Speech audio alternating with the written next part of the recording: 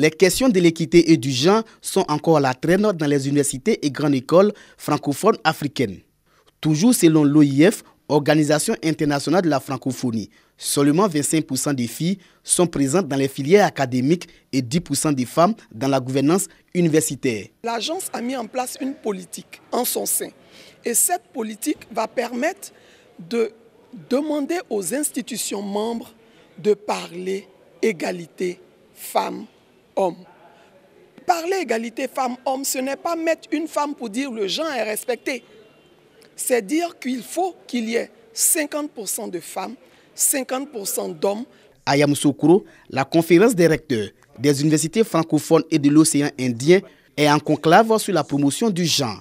Une rencontre pour définir des stratégies idoines pour l'augmentation de la proportion des filles dans les filières académiques et des femmes dans la gouvernance universitaire. La présence des femmes est le maillon faible au niveau de l'enseignement supérieur.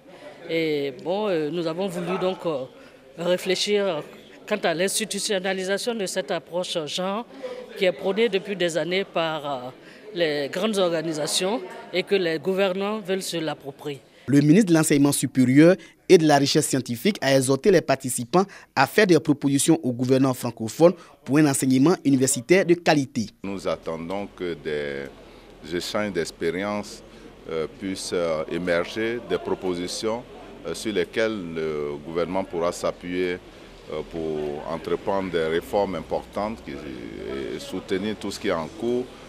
Nous savons également que c'est beaucoup d'idées nouvelles qui vont émerger ici. La conférence des recteurs des universités francophones et de l'océan Indien travaille pour l'assurance qualité au niveau de l'enseignement supérieur, de la mise en place du système LMD et de l'harmonisation des curricula.